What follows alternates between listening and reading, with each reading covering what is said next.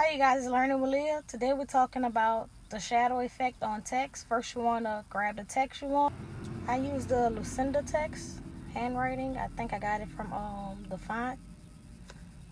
And basically, you're going to grab your text.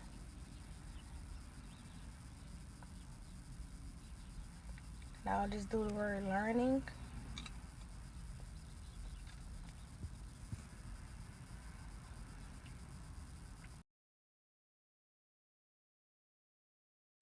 I was sitting debating on if I wanted to use that font or not. So I'll put it in the center, move it over some.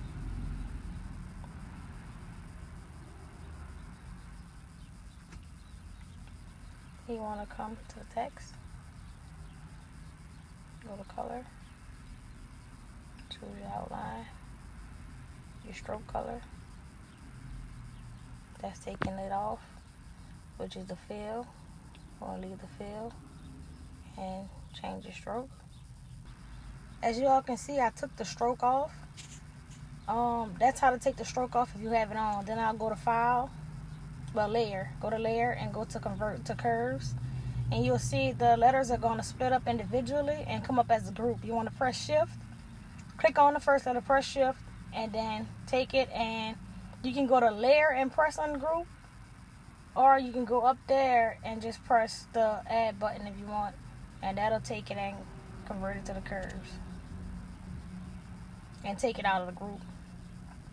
Then you're going to come back and put your stroke back on. Put the stroke on.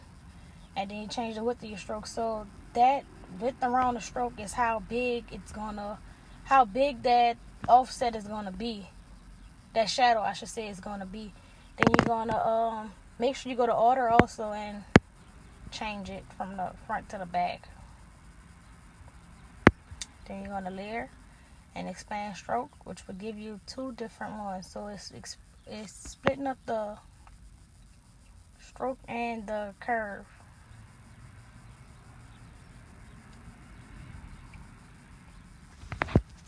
You see, you can change the colors.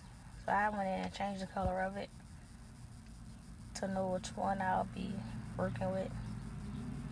So I just went in and changed it to blue. And you're going to change the stroke and the fill to that color. As y'all can see, I'm doing a voiceover. This is my first time doing this voiceover thing. I never did it before. And you'll take that second curve and basically shift it over and down. The way I do it is basically make a shadow to my shadow. That's the way I look at it as doing it, because I know a lot of people don't understand how to do that part. Then you'll select it and hold Shift. And you're going to press Subtract. And boom. That's it. That's basically how to create that shadow effect. Then you go to FX, and if you go there, you just, do your thing now. But make sure you press whatever layer you want to change the color of and add your effects to. As you can see, when you press color, it turns black. You always do that. Then you change the colors. Gold, yellow, green, that's changing the color. And go to 3D, and you can play with the settings in there and change it.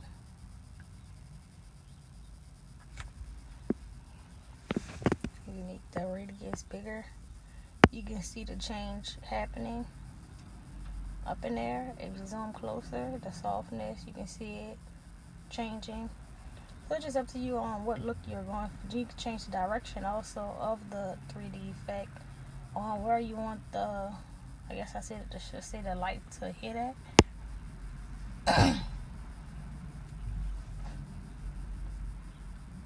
Then you go to Inner Glow. When you go to Inner Glow, you can go and change the color. But for to see the Inner Glow, you'll have to zoom in kind of close to see it. You can see, you have to just zoom in. And you can change from screen to normal also, and that'll help you see it better. So you can see as I'm pressing normal, and boom, now you can see that Inner Glow.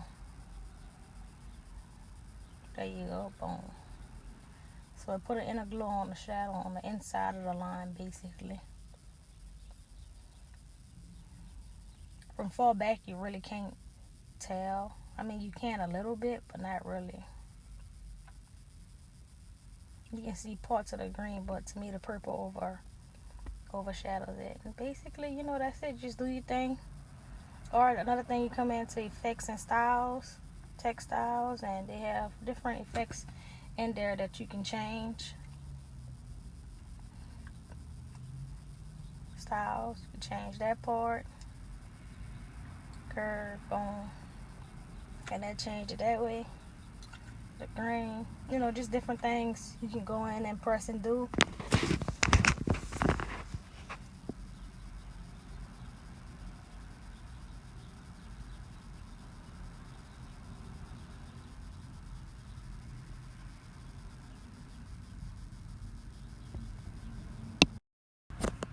It's not shown in the video, but if you remember the step before I deleted that second shadow, that second stroke, if you take the first stroke, you can just change the layer to erase, and that'll give it that same white gap, that same gap in the middle of it, instead of having to press shift and then subtract.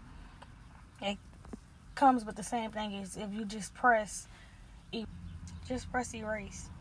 Thank you all for watching. Don't forget to comment, like, and subscribe. And please let me know if you all like the way I did this voiceover. I'm usually recording while I'm doing the video and doing my voice then, but I did a voiceover because I can do more videos that way and record the video and then just do a voiceover later. So let me know if this way worked out for you all. If you have any questions, comment them, put them in the comment section, or join the Facebook Learning with Leah, and you can ask questions there. Thanks.